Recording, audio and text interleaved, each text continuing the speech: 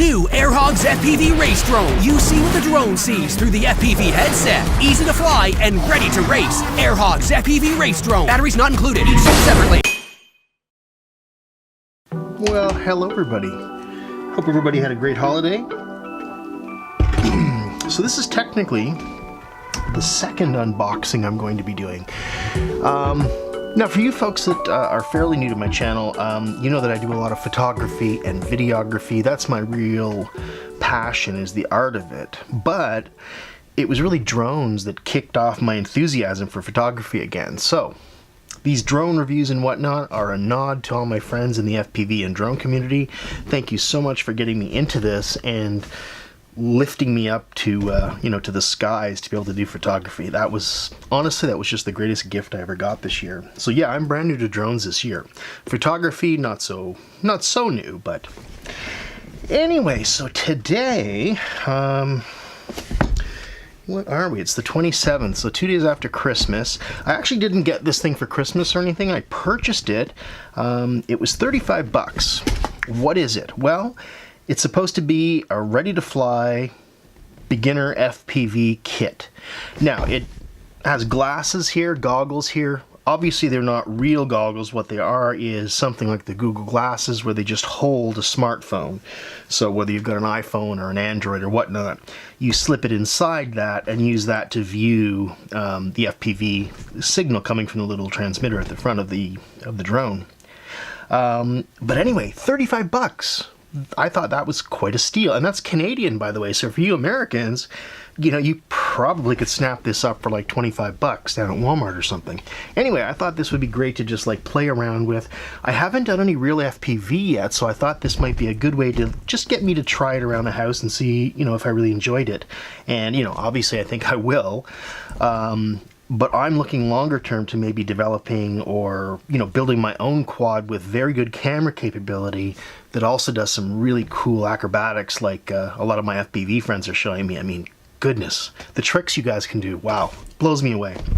Anyway, and then the corollary to that is the cinematographic and, you know, photographic opportunities of being able to do all these cool angles and fast motions. I mean, that's just going to be so much fun. Okay, anyway, so this portion of the video is just going to be a quick unboxing. I'm recording it because I want to tear this thing open and get to the batteries and start playing with it. So here we go.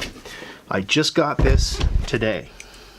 And yes, Canada Post actually delivers on Boxing Day, or the day after Boxing Day. Alright, last time I showed you guys a little knife.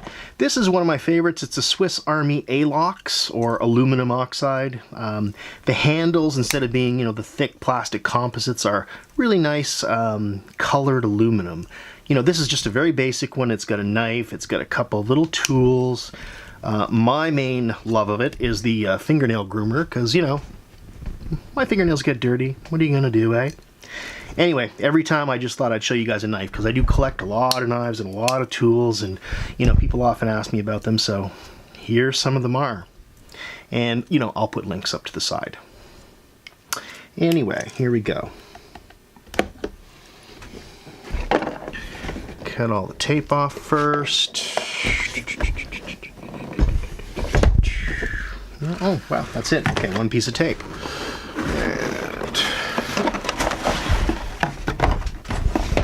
Open. We have a deep chasm. Alright, so here's the drone itself. Let's see if we can extricate this little fellow. Okay.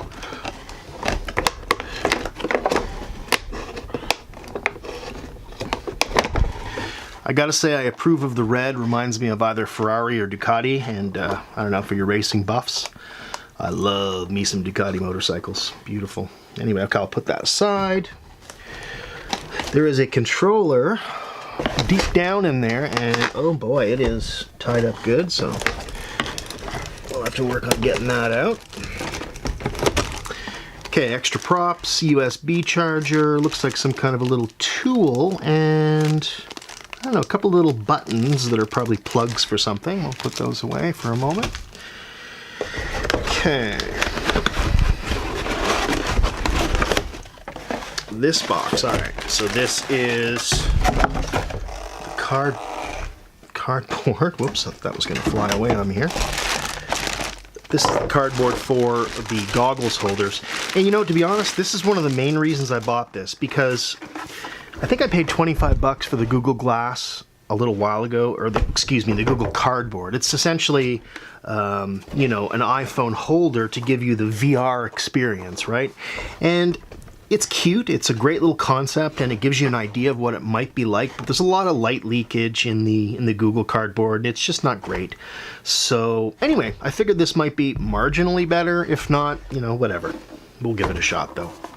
I'm just putting it over my eyes here that you guys can't see. Yeah, it seems all right. I'm not sure if that foam is going to be all that comfortable. It's kind of crusty here. Okay, well anyway, we'll play with that later. Let's get into the rest of the box and see what's in here. Okay, so the whole box comes up. The controller's still attached here through some wires. Get out the paperwork. All right, nothing but box there. Ooh, there we go. All right.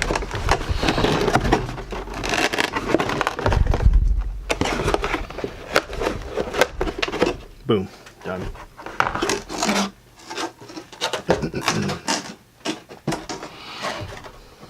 Okay. And yes, my hands are all scratched up. In case you guys don't know, I have a brand new puppy, and she is awesome, but she is also teething, and she is feisty. So I am going to be walking wounded for the next little while. She's a lot of fun though, and I am teaching her to retrieve drones, so that's cool. Okay, so let's see if we can. It's a pretty darn big box.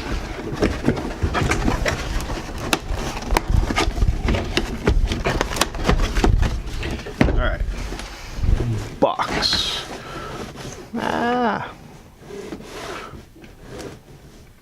There we go. All right, so drone. The drone is also tied down. Carefully cut these little fellas off.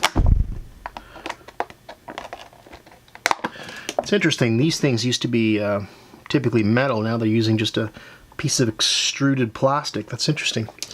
New manufacturing techniques. I was in research and development for a long time, so I had some exposure to some of these things, and it's interesting just to see how things develop over the years. All right, so here's our little teeny tiny quad. Boy, I'm trying to get it in the lens here. That is tiny. Now I understand that you can move, you can move the FPV camera, because when you're flying full tilt, you're going to be on quite an angle, and you've got to be able to angle that little camera up so you can be able to see. But anyway, there's the little beast. Man, that's a tiny controller. Okay, like there's one of my hands. Now I don't have huge hands, but they're not tiny either. I guess they're kind of average. But that is a small controller, man. Now, of course, being an FPV drone that's going to have some acrobatic capability, you'll notice that the throttle stick drops right down. What does that mean? Well, there's no altitude hold. The altitude hold is usually accomplished by a little barometric pressure sensor inside, and it basically just senses, where it is above the surface of any given place, which makes it easier for beginner pilots like myself to keep these things afloat. However, the converse is that with that altitude hold, it makes it more stable. Stability is the opposite of what you want for acrobatics or, quick motion racing. So that's why it's not in there. Anyway, it's a nice looking little remote. It looks, kind of reminds me a bit of like a little Xbox remote, but much, much smaller. One thing I wish this thing had come with was a remote somewhat similar to the Parrot drones. The Parrot Fling and a couple of others come with extremely well engineered remotes. They're just beautiful. Now given they were fairly expensive at the time of the design. The Fling, I think, was like $300 a couple of years ago when it came out, but now you can get it for 80 bucks, and it's a really beautifully designed piece of technology. But this is Air Hogs. This is a toy, right? This is, you know, this is not meant to be a hardcore racer. Okay, what else do we have? And the goggles. Let's get those in frame here if we can. Okay. So there's what you get for your 35 bucks, and I had a few extra parts here. Now my question is, where's the battery? And I would guess there it is right there, attached to the bottom of the quad. Now I do not know if they're removable. I think they are not removable. I think these are just designed to be, you know, charged, flown, and rinse and repeat sort of thing, right? Anyway, that's it for now. I'm going to go and charge this little fellow up, and maybe we'll fly this tonight or tomorrow. Okay, as usual, I'm popping back in. Why? Because I was talking like I knew everything about barometric pressure, and then this instruction booklet. Funny that they include these things. It says, barometric altitude lock. So perhaps this has indeed got a barometric altitude lock, aka altitude hold. So if it has that and you can turn it off, that is going to be really cool for a noob like me, because I'm really not very good at flying these things yet without the altitude hold. I just find, you know, feathering that throttle back and forth is just too much for me to concentrate on, and I think for little kids too, so I think that's why the altitude hold is nice. But the idea is, once I get a little more confident, so anyway, we'll see how I go with this. So the instructions are, they seem fairly straightforward. They seem well laid out. And as a former technical writer, they look pretty good. Some of the stuff you get out of the, you know, the cheaper manufacturers are just, they're awful. Well, in many cases, they're not even in English or in a language that you can read, so, you know, that makes it hard too. All right. Cool. Oh, rules. All right, I'm going to play with this. Off I go.